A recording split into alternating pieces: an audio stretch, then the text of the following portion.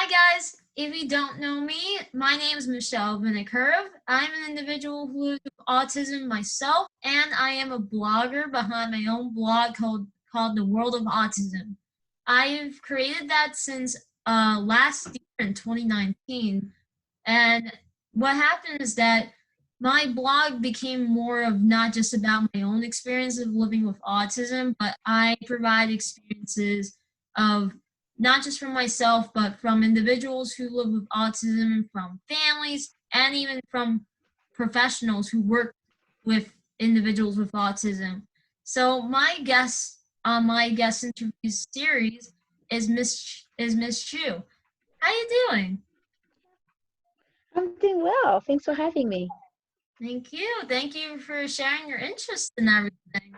So I want to get started with telling a little bit about with yourself, like who you are and what you do for. Sure. So I am first and foremost a mother to three awesome children, and two of them have an autism diagnosis. My oldest is 14, she's a girl, and I have two boys who are 8 and 6. And what outside of my role as a mother, I am also an author, a speaker, a consultant. I do a lot of work around mental health, supporting caregivers, and also inclusion and diversity. That is so cool. Like you pretty much do everything and like you do everything. That is awesome. That is so cool to hear. Thank you. I actually did do a little bit of research about with you. Like you said you're a consultant. Mhm. You have your own Yeah. consulting called Grace and Hope Consulting. Can you tell more Correct. about that and like what services you provide and everything? Because I'm sure a lot of people would like to hear Yeah. what you provide. Yeah. So through Grace Noble Consulting, I do a lot of trainings for caregivers and agencies, the over organizations as well, and trainings related to things like inclusion, stress management, connecting to resources, advocating for your loved one, and I also do individual sessions as well with family members. So when people are trying to connect to resources and just trying to balance, I know as a family member myself, it can get very stressful at times. Um, and so making sure that I'm taking care of myself so that I can be fully present and available to my children is very, very crucial. So because of my own experience through that, I now extend that same service and support, if you want, to family members as well. We also do a lot of work around customized and so because it's now we're doing a lot of things virtual, but it's if someone is looking to enter the career field or creating a career for themselves, kind of identifying what their strengths are, what their skills are, and then with that kind of crafting what a ideal position will be. And this is all very person centered. It's the person advising us, and sharing with us, what they need and in different ways. And sometimes people say, well, my loved one might not speak, how can you do the assessment? I say, well, we observe, but also we collect a lot of information based on the things that they like to do. So watching them do things and, interviewing the caregivers, interviewing the support staff gives us a bigger picture of who the person is. Because we all communicate, whether we use words or not. We all have something to share with others, and most of the times our behavior speaks louder than the words. Yeah, exactly. Exactly. Some like that's like that saying that says where actions speak louder than words. It's not Yes.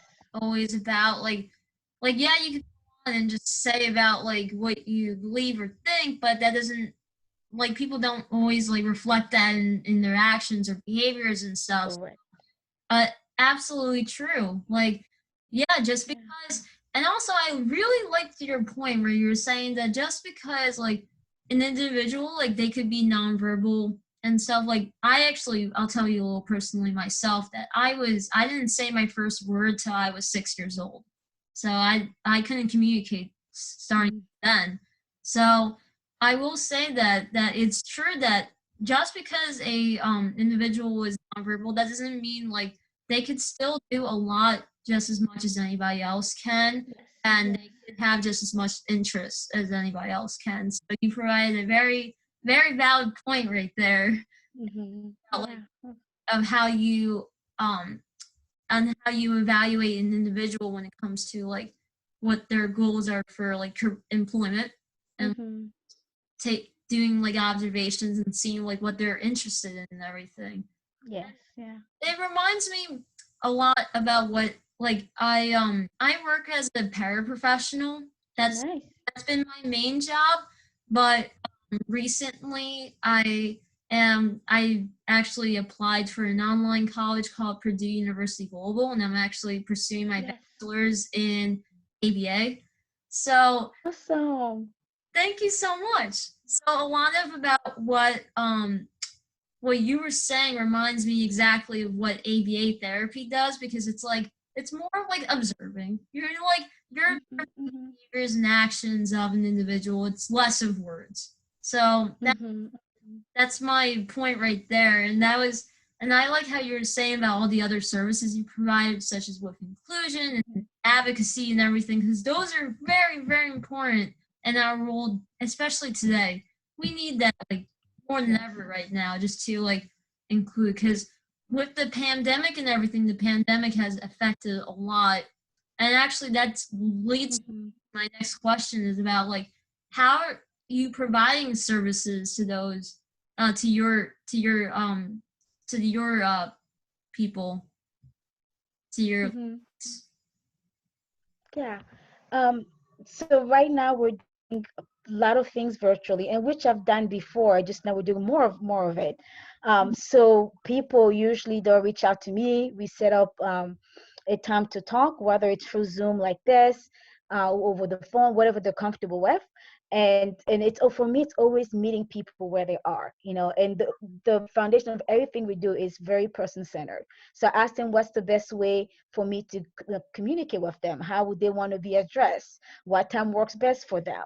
And once they answer all these questions, then we set a time to talk, and it gave me a little bit of an idea of what their needs are.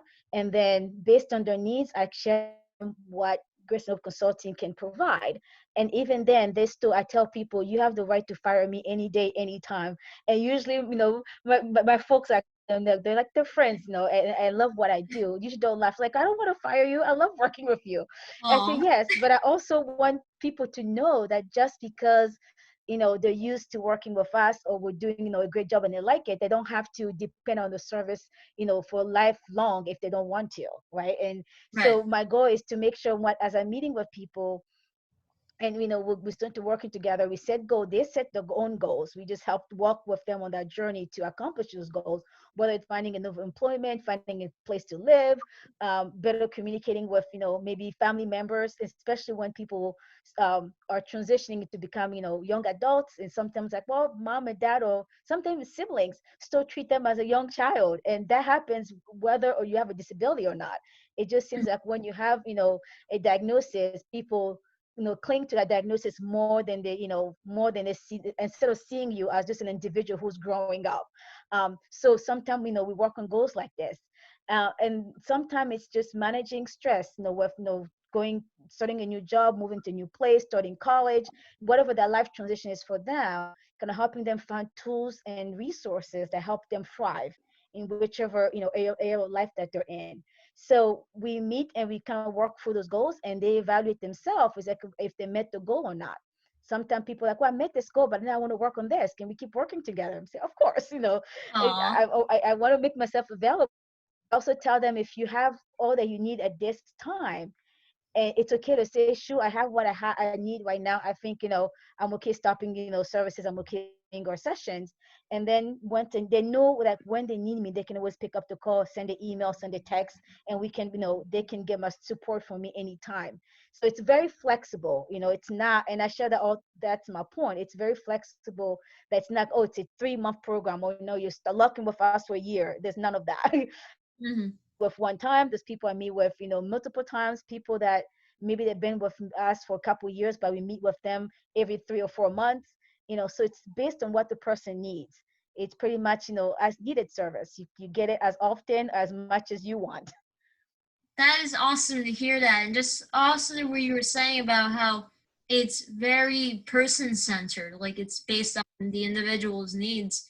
And that's very important. That comes with like everything when it comes to like helping or even teaching to an individual. Like you have to go based on their needs, not about what you always think, because sometimes you're not, that's not going to be a connection right there. It's about observing and seeing what the individual needs themselves, like, you know, to be able to work with them and everything. So Hmm. it's very awesome that you do that. And want to thank you for all that you do, because I know it's just, you know, a lot more services like that need to be out there, you know. Hmm.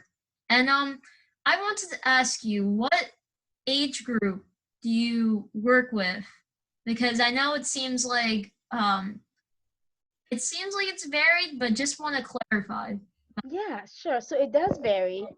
So sometimes when I get caregivers, it's whatever age the caregiver is, if we're working on helping them find resources for the loved one or working through some of the stress of just being a caregiver. And then also sometimes I'll have parents, bringing their younger child to work on, on things like, communication and self-regulation, because I'm also certified in auto play therapy, which is a play-based behavioral therapy for people who have developmental challenges like autism or Down syndrome.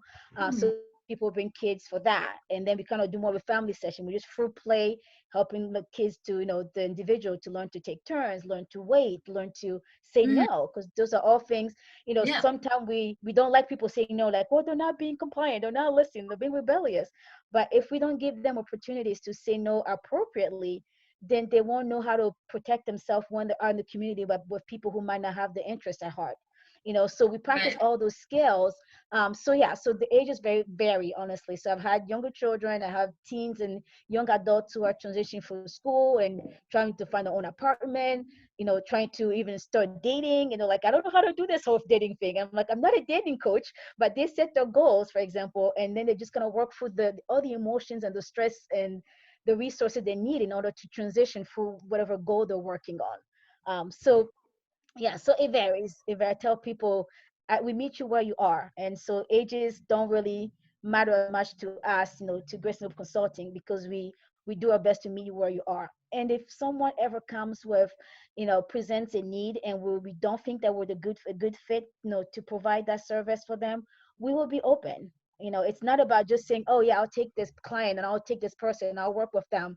If I don't think we can do a good job, the best job possible to help that individual meet that goal, then we'll refer out, and we're very honest about it. And saying, okay, this, we want you to succeed, we care more about your success and you thriving more than we care about adding one more person on a calendar you know Yeah, exactly. That's exactly a good point, and I really appreciate where you were saying about with the honesty, because like there's a lot of places that feel like that they would do absolutely that they can, but they're not honest about how they feel about the work that they're doing and stuff, and they they really want to be honest about to the individual about what's right for them, and if it's not, Hmm. Hmm. you know, then of course like it'd be better off to refer to somewhere else. It's like saying where I know where there are students like from my own experiences and stuff, like with the students I've worked with, because I work as a paraprofessional for elementary school students with autism. So Hmm. from my experiences, that there were times that I felt like there were times that students need a little bit more support in an environment that wasn't necessarily that kind of environment. Like they needed a little bit more support, and that there were times that some things weren't necessarily working out than others. And then for others, there was like maybe they need more of a push. Like they need to like Hmm. get challenged in a different environment. So it's just Yeah, yeah. depends. It really does depend. And that's a really good point where, again, going back to saying like honesty is the best policy. Like you're better Yes. just, you know, being straight up to someone and tell them like what is working, what is not working, and Hmm. just keep going with it, you know. So I could see why there's you must have a lot of clients, because for just for what you do and just for your honesty and everything, it's like, you know, It's a definitely, joy, yeah. definitely, definitely. So I'm going to be moving on now to where I read this part a little bit, but I wanted for you to tell a little bit more about yourself, about your product Okay. Made to Overcome. What is that about? Yeah, so Made to Overcome, it's actually a series, books. So I started this series back in October of last year. So it's been a year now from the no, today, the time we're recording this, and it's a collaboration of, I guess, multiple collaboration of stories of people who are overcoming different challenges. So the first one we did was about a mental health edition, and we cover stories of people who are rising above depression, anxiety, and trauma, and more of a general, I guess, abuse was more of a general, general term there. And then we did one in February of 2020. It was Made to Overcome, the Chronic Illness Edition. And in March, we did the Single Parenting Edition. This May, we did another mental health edition that focused mostly on anxiety and trauma again. And now we're actually working on here in a month, in November of 2020, the end of November, actually the day after Black Friday. So Saturday, November 28th, I believe it's going to be.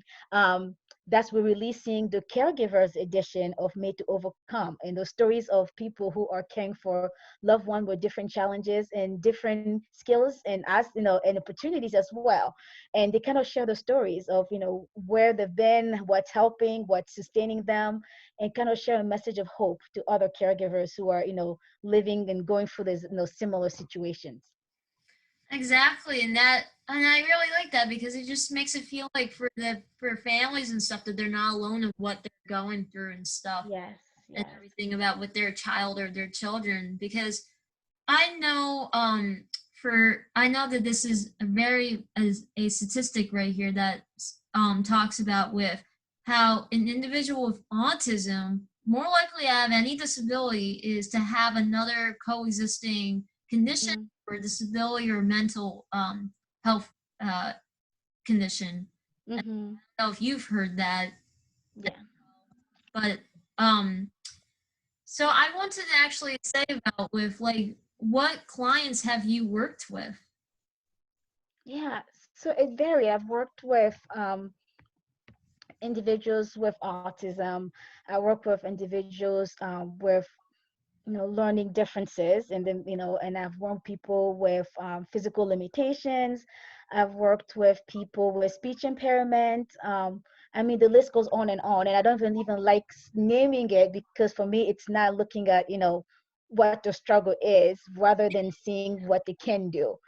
So people come from different backgrounds. I work with single parents who are not just dealing with the fact that they have to parent on their own, but now it's a child or loved one who needs extra help. Mhm. And so for all of that, my point is I work with people who need the services that we provide, no matter where they come from or who they are. We are very inclusive in that way. So yeah, so the list honestly vary. People who we get to work with vary from any walk of life, and then with technology we work with people from everywhere. So it's not just, I'm right now, I'm located in Pennsylvania, but I have clients that I actually never met physically in person because they live out of state or even out of the country. And we get to connect virtually through Zoom and other platforms. So yeah, so if any of the services that we provide are things that you can benefit from, please reach out to us. Yeah. Definitely.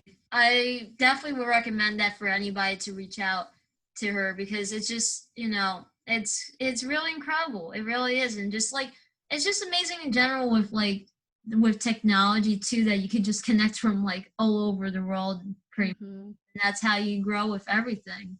That Yes. a lot of people just like to even like build connection. That's the big key thing here. Absolutely. That's a big key thing is about with connection. So Mm-hmm. um we're gonna wrap this up by this is the last question that I always like ask to everybody. Like Okay. a little personalized in a way. So for you it would be like what would your advice be to any professionals that are working with individuals with autism and slash or any disabilities? Yeah, I guess my first advice would be see the individual, not the diagnosis. Because if we only focus on what's on paper, what, all the labels that we attach to people, we'll never see the true individuals. We'll never see what they're capable of because we're only focusing on what, what label they have. But if you can, and I know as professionals we have, we're working with people, we have, therapeutic goals to meet and all of that, and I get that. But if for a second, for a moment, you can even kind of step outside of the box, and choose to be more creative in how you see things, you'll be amazed on how much people can accomplish when we actually, as professional, we start seeing them as individual first and then presuming competence. Exactly. It's and I could just sum that up really easily for you, like what you said. Hmm. Um, seeing the beyond the disability, like see Yes. Yes. what their abilities are rather than their disabilities. So Yes. that is really great advice. Thank you so much for coming on to share about who you are and what you do because it is really incredible. I would definitely recommend it for a lot of families to reach out to her because it just really is quite incredible. It really is. Thank you so much. Thank you. Well, thank you. Thanks for having me.